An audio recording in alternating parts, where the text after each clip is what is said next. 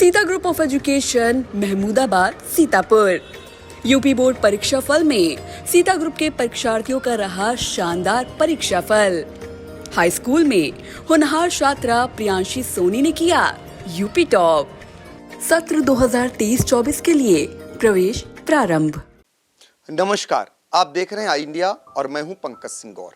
और आज आई इंडिया के साथ जो खास मेहमान हैं उनका परिचय कराते हैं। दरअसल नगर निगम चुनाव के परिणाम आने हैं और ऐसे में नगर निगम के अधिकारों को हम आज आपको समझाएंगे और हमारे साथ जो खास शख्सियत हैं उनका परिचय कराते हैं। दरअसल आपका नाम विनोद चमोली है, जो भारतीय जनता पार्टी से आप देहरादून के विधायक हैं।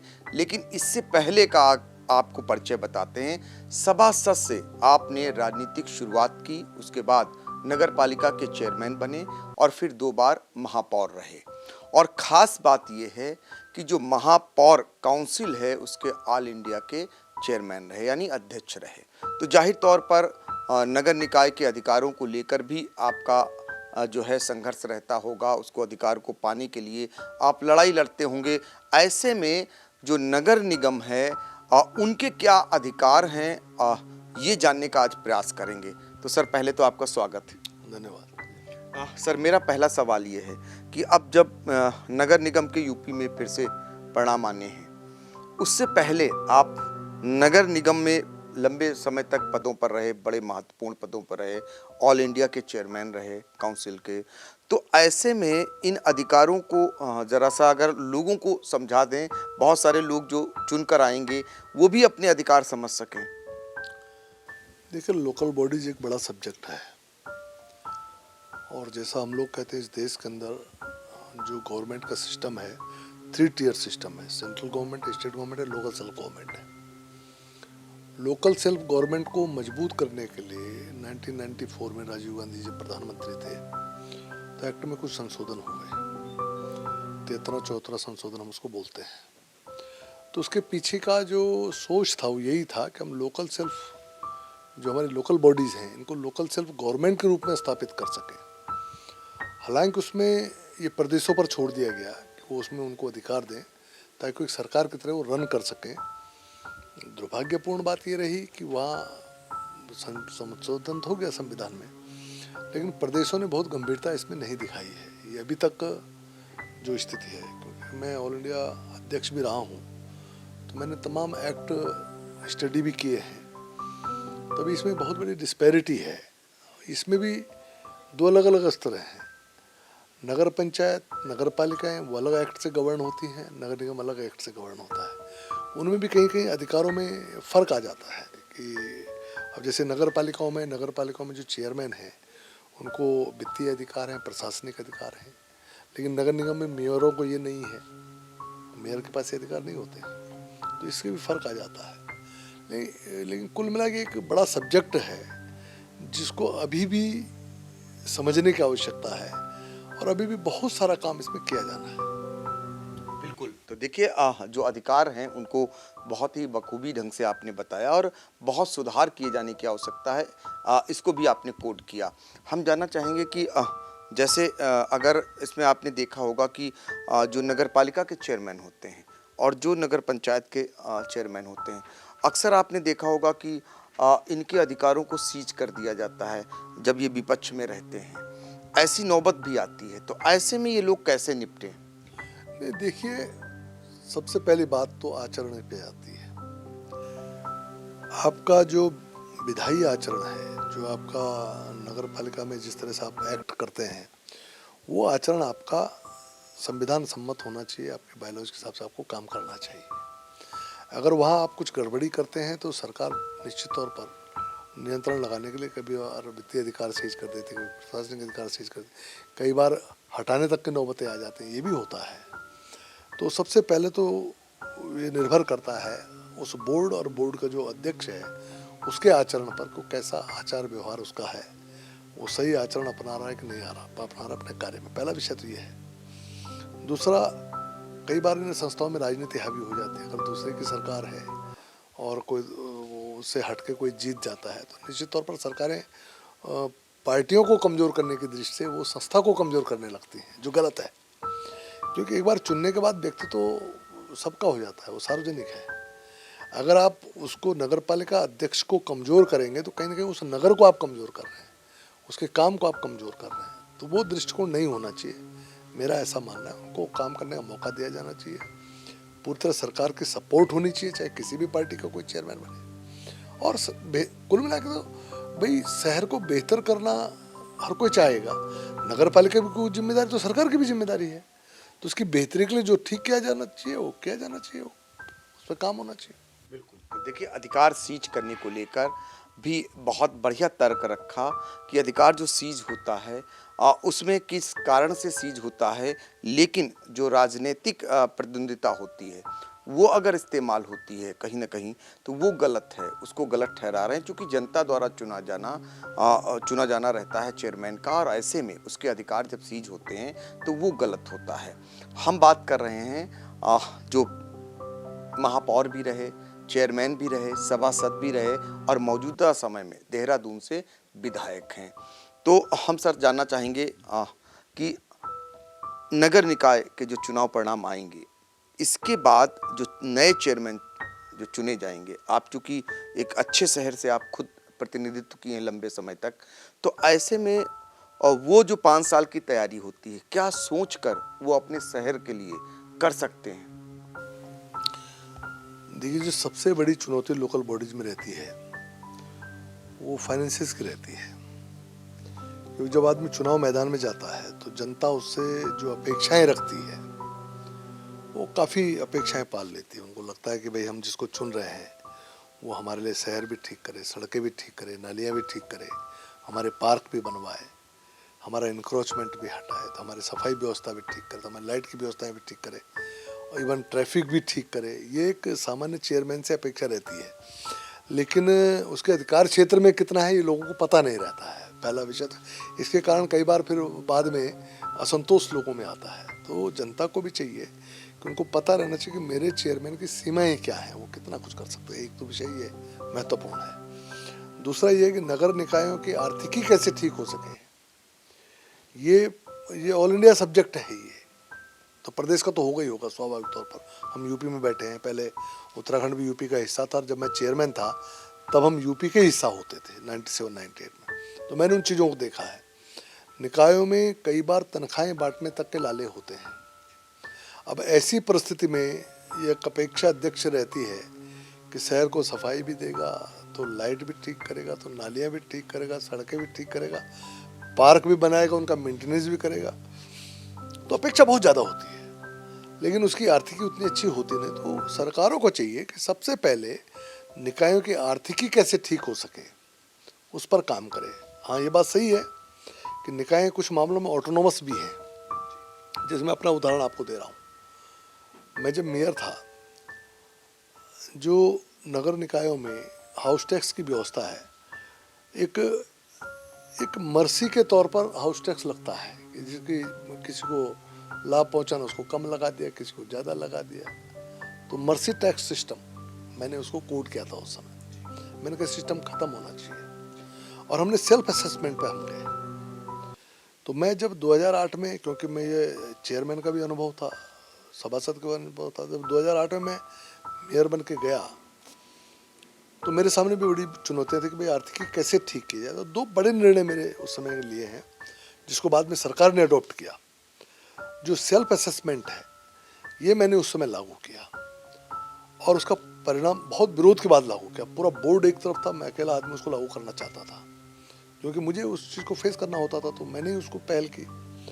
तो आपको ताज्जुब होगा, जो मेरे टैक्स की डिमांड थी उस समय देहरादून की, ये लगभग 5 करोड़ थी और जो हमारी रिकवरी होती थी ये लगभग 4 करोड़ होती थी। मेरे सेल्फ असेसमेंट के बाद आज ऑन डेट 50 करोड़ रुपया मुझे वहाँ आता है, पब्लिक से टैक्स के रूप में आता है। इसी तरह हमारा जो विज्ञापन का काम था, कुल 35 लाख रुपए हमको उससे उस समय आता था।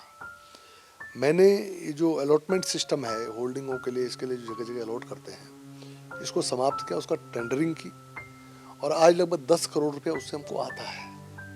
तो जिस नगर पालिका का उस समय रेवेन्यू सिस्टम में जो अपने सोर्सेज से रेवेन्यू आता था, मुश्किल से मिला जुला के 8-10 करोड़ रहा होगा, वो आज की डेट में 200 करोड़ का नगर निगम है देहरादून। आय बढ़ाई आपने। निश्चित बढ़ाई मैंने, और तमाम विरोधों के बाद बढ़ाई।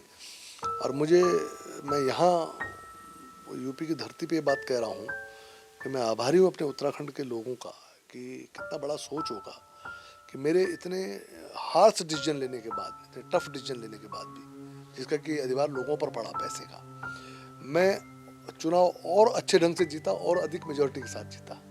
तो जो लोग ये माइंड लेके चलते हैं कि हम ऐसा डिसीजन लेंगे तो पब्लिक खिलाफ होगी, वो गलत सोचते हैं। आपने व्यक्ति विशेष नहीं बढ़ाया, आपने सार्वजनिक रूप से बढ़ाई है। नहीं, आपको लोगों को विश्वास दिलाना पड़ेगा कि भाई आखिर हम पैसा ले रहे हैं तो इससे हम काम भी कर रहे हैं। आप पैसा लेंगे, लोगों को काम नहीं करो तो लोग निश्चित तौर पर आपकी जमानत जब्त करा देंगे। लेकिन जब आप लोगों से पैसा ले रहे हैं, लोगों का काम उससे बढ़कर करेंगे, तो लोगों का विश्वास आप पर बढ़ेगा। लोगों को लगेगा भाई हमारे बेहतरी के लिए काम हुआ है, और मेरे शहर में लोगों ने उसका अनुभव किया है, मैंने उसका लाभ लिया। मैं लगातार वहाँ चुनाव जीत रहा हूँ, मैंने टैक्स भी बढ़ाया और चुनाव भी जीते। मैंने इंक्रोचमेंट भी हटाया, ऐसे इंक्रोचमेंट हटाए जो 40 साल से नहीं हटाते। पूरे JCB लगा दिए, पूरे शहर में जगह जगह सड़कें तोड़ दी मैंने। हमने इंक्रोचमेंट भी हटाया, हमको वोट भी पड़ा। तो आपकी नीयत क्या है? आज मोदी जी की सरकार चल रही है, मोदी जी पूरे देश को चला रहे हैं। तमाम बड़े और कड़े निर्णय सरकार ले रही है। हमने नोटबंदी जैसा निर्णय लिया, हमने सर्जिकल स्ट्राइक जैसा निर्णय लिया, बड़े निर्णय थे। अयोध्या जैसे निर्णय ले लिया, 307 जैसा निर्णय ले लिया। तो उसको हम कमजोर थोड़ा ना हुए। देश का विश्वास हम पर बढ़ा है, उनको लगा कि भाई ये हमारे लिए कर रहे हैं, इस देश की बेहतरी के लिए कर रहे हैं। तो उनके जो बड़े और कड़े निर्णय थे, वही उनकी TRP बन गई। आज योगी जी आप तो यूपी में बैठे हैं, यूपी में इतने बड़े निर्णय हो रहे हैं, क्राइम लगभग जड़ से समाप्त हो रहा है, जड़ से समाप्त हो रहा है। तो आपका इशारा ये है कि जो नगर निगम में नए लोग आएंगे चुन करके, या नगर पालिकाओं में जो नए चेयरमैन चुनकर आएंगे, उन्हें कड़े और बड़े निर्णय लेने होंगे। देखिए, नियमों के साथ नियत का बड़ा महत्व है। बिल्कुल, कि आप नियमों को किस नियत के साथ लागू कर रहे हैं। अगर आपकी नियत ठीक है, आपका आचरण ठीक है, तो आपके निर्णयों को लोग सर से स्वीकारेंगे, नतमस्तक होकर स्वीकारेंगे। अगर आपकी नियत ठीक नहीं है तो आप रिजेक्ट कर दिए जाएंगे। तो आचरण और नियत भी साथ साथ जोड़ना जरूरी है। तो देखिए, हम बात कर रहे हैं विनोद चमोली जी से, जिनके बारे में आपको बताया कि आप जो है सभासद रहे, फिर नगर पालिका के चेयरमैन रहे, और फिर उसके बाद महापौर बने। और उस शहर के, जो देहरादून जैसा शहर है, वहाँ की आर्थिक स्थिति को कैसे सुधारा आपने, कैसे टैक्स बढ़ाया, और नीयत कितनी साफ रखी जिसके कारण टैक्स में भी बढ़ोतरी हुई, और खुद में एक खड़ा हो गया वहाँ पर मजबूत स्थिति में, यानी आर्थिक स्थिति में जब खड़ा होता है नगर निकाय, और उसके बाद लोगों को कितनी सहूलतें मिलती हैं। जो लोग चुनकर आ रहे हैं वो अपने शहर को और बेहतर कर सकें, और उनके लिए किन किन बातों का और आगे चलकर ध्यान रखने की ज़रूरत है। देखिए, मूलतः क्या है, मैंने एक फाइनेंस पर मैंने आपको बात की कि निकायों की आर्थिक स्थिति ठीक होनी चाहिए। दूसरा, जो मैन पावर है, जो प्रशासनिक जो कार्य है, आपका स्ट्रक्चर ठीक होना चाहिए। कई बार क्या होता है कि शहर तो हमारा बहुत बढ़ गया, लेकिन सफाई कर्मचारी हमारे घट गए, क्योंकि अभी आप उनको लगा नहीं पा रहे हैं। जब से छठा वेतनमान आया है तो समूह घ के पद समाप्त कर दिए गए हैं, आउटसोर्स कर दिया गया है, और सफाई कर्मचारियों को भी समूह घ में रख दिया गया है। तो मैंने तो देहरादून विधानसभा में भी कहा है, उत्तराखंड की और तमाम चर्चाएं की हैं कि सफाई कर्मचारियों के पदों को आप समूह घ से बाहर निकाल दीजिए और एक अलग से कैडर बना के उनको अलग से नियुक्तियाँ दीजिए, क्योंकि शहर बढ़ेगा तो सफाई भी अधिक मांगेगा। सफाई के लिए आप पास कर्मचारी नहीं होगा, आप सफाई कहाँ से दोगे? तो आपको करना पड़ेगा। ऐसे हमने एक प्रयोग किया जो स्ट्रीट लाइट्स का है। हमने पूरा देहरादून को LED पर लाया है, और पूरा शहर हमारा एक मॉडल पर काम कर रहा है कि एक कंपनी हमने हायर की है पूरे शहर में, जो पूरे ट्रैफिक लाइट्स, ये जितने भी लाइट्स हमारी हैं, स्ट्रीट लाइट्स को LED पर ट्रांसफ़र कर रही है, कम वोल्टेज पर। अब उसमें क्या हो गया कि हमको बिजली का बिल नहीं देना पड़ रहा है। एक मॉडल बन गया कि वही लोग बिजली का बिल पे करेंगे, वही लोग हमारी लाइटें ठीक करें, नई लाइटें लगाएंगे। तो उससे क्या हो गया, जो स्ट्रीट लाइट पे हमारा खर्चा था वो खर्चा हमारा 0 हो गया, और जो हमारा मेंटेनेंस जाता था वो पैसा हमारा बच गया। उसी में सरकार को बिल दे रहे हैं, उसी में वो लाइटें ठीक कर रहे हैं। तो एक मॉडल हमने वहाँ पर डेवलप किया, ये बहुत जगह है ये।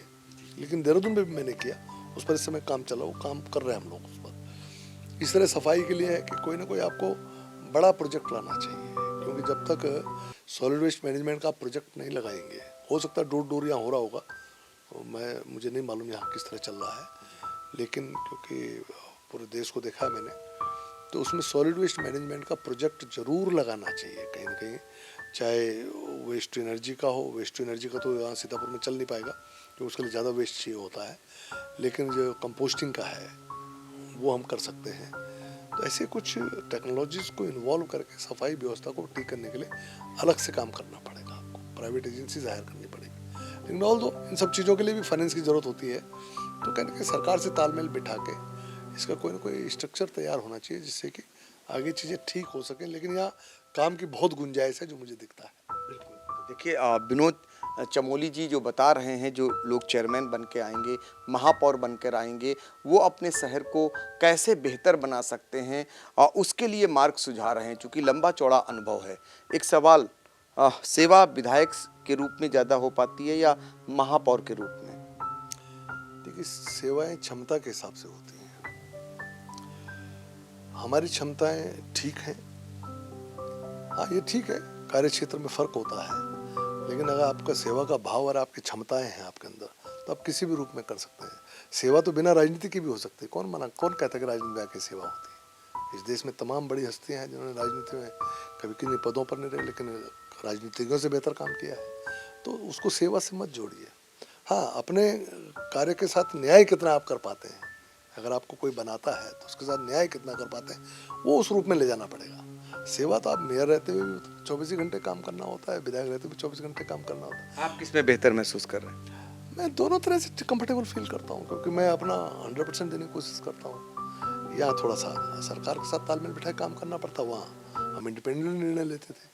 यहाँ निर्णय लेने में थोड़ा सा मेयर की जगह ज़्यादा बेहतर था बनस्पत विधायक निर्णय लेने के लिए, क्योंकि उसमें निर्णय लेने का अधिकार आपके पास होता है, ऑटोनोमस बॉडी आपकी होती है, आपका बोर्ड होता है, आपका अपना फाइनेंस होता है, तो आप खुलकर निर्णय ले सकते हैं। अभी क्या है, अभी हमें सरकार से निर्णय कराने पड़ते हैं, रिकमेंडेशनें देनी पड़ती हैं, तो थोड़ा सा काम का फ़र्क है, लेकिन सेवा में कोई कमी नहीं। सेवा आज भी वैसे चल रही जैसे पहले चलती थी। बिल्कुल। देखिए विनोद चमोली जी, जिनका सीतापुर से भी खास लगाव है, उस बारे में भी जानेंगे। और दरअसल जो सीतापुर नगर पालिका परिषद अध्यक्ष पद की भारतीय जनता पार्टी के प्रत्याशी हैं नेहा अवस्थी, उनके लिए भी बहुत बड़े मार्गदर्शक हैं आप। तो कैसे ये हुआ, और सीतापुर से लगाव की बात करें तो आपका लगाव क्या है? देखिए, मेरे पिताजी यहाँ पर एज ए लेबर इंस्पेक्टर आए थे, पहले नियुक्ति फौज के बाद, मैं एक्स आर्मी है, तो यहाँ पर इंस्पेक्टर रूप में आए थे, तो मैं भी उनके साथ यहाँ आ गया था। तो हाई स्कूल मेरा यहाँ GGIC से हुआ है, फिर मेरा इंटर तक मैं यहीं पढ़ा, फिर अपना BSc पार्ट 1 मैंने लखीमपुर खीरी से किया। उस समय सीतापुर में साइंस नहीं होती थी, RMP में पता नहीं है कि नहीं, मुझे नहीं मालूम, लेकिन तब नहीं होती थी। तो लखीमपुर YD कॉलेज में हम लोग पढ़े हैं, मेरे कई साथी मेरे साथ उस समय थे। फिर बाद में BSc फाइनल मेरा कानपुर PPN कॉलेज से हुआ, फिर आगे मैं दिल्ली गया। तो मेरी स्कूलिंग यहाँ से है, और तब के मेरे संबंध आज भी सब लोगों से बराबर बने हुए हैं। और देहरादून में भगवान के पास एक ऐसा शहर है कि लगभग हर क्षेत्र का व्यक्ति वहाँ कहीं न कहीं किसी न किसी रूप से जुड़ा ही रहता है। तो मैं वहाँ पर अपने आप को, क्योंकि सीतापुर से कनेक्ट करता हूँ, तो उन सब लोगों से मिलता रहता हूँ, तो मेरा जुड़ाव लगातार बना हुआ है। जहाँ तक नेहा का प्रश्न है, तो मुनिंद अवस्थी जी हमारे बड़े हैं, उम्र में बड़े हैं मुझसे, पहले मैं इसी मोहल्ले में रहा हूँ, तो हमारा संबंध भी बना हुआ है। तो आप देहरादून आए थे, ऐसे चर्चा हो रही थी, तो मैंने उनको सुझाया था कि भाई अब नई पीढ़ी को आगे आना चाहिए, क्योंकि भाजपा में हमारा प्रयास भी है कि जो पढ़े लिखे बच्चे हैं, जो नई पीढ़ी है, वो अगर नेतृत्व संभालेगी तो देश तेज़ी से आगे बढ़ेगा और दूर तक नेतृत्व मिलेगा, लंबे समय तक नेतृत्व मिलेगा। तो शायद वही चर्चा हुई थी, उस चर्चा से कहीं ना कहीं बात निकल कर आई, वो इस बात को मानते हैं, तो मुझे अच्छा लगता है कि वो इस बात को मानते हैं। लेकिन चर्चा में बात आई थी, और आज उनकी जो पुत्र वधू हैं नेहा हैं, वो चुनाव लड़ रही हैं। मुझे बहुत उम्मीद है उससे, पढ़ी लिखी लड़की है, एक बड़े घर का संरक्षण है, और शहर को बेहतर समझेंगी, बेहतर कर पाएंगी, क्योंकि अब आजकल के बच्चों से हमको ज़्यादा उम्मीद करने की आवश्यकता है, क्योंकि उस तरह से उनकी शिक्षा दीक्षा हुई है। तो मुझे लगता है अच्छा रहेगा, सीतापुर के लिए बेहतर होगा। सीतापुर के लिए सौभाग्य की बात यह है कि सीतापुर के पढ़े हुए अब विनोद जी देहरादून के विधायक हैं, महापौर रहे, और लखनऊ के पढ़े हुए उत्तराखंड के धामी जी इस समय मुख्यमंत्री हैं। इससे बढ़िया और क्या हो सकता है। हालांकि कभी उत्तराखंड उत्तर प्रदेश का ही एक अपना अंग होता था और आज भी उत्तराखंड और उत्तर प्रदेश को जोड़ कर देखा जाता है। और ऐसे में निकाय चुनाव के जो परिणाम आएंगे उससे पहले निकायों के अधिकारों को लेकर जो आपने बताया वो निश्चित तौर पर जो नवनिर्वाचित चेयरमैन होंगे उनके लिए बहुत कामगर होगा। और हमने आपसे बातचीत की, आपका बहुत बहुत शुक्रिया, थैंक यू। सीतापुर से आई इंडिया के लिए कैमरामैन सिद्धांत पांडे के साथ पंकज सिंह गौर।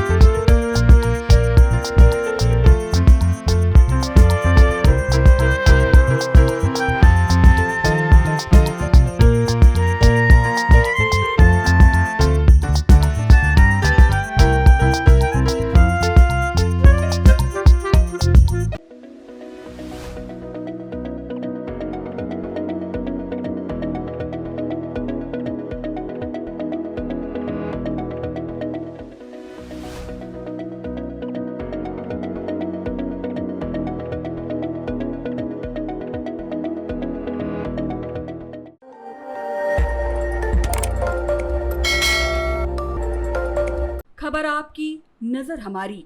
देखते रहिए आई इंडिया।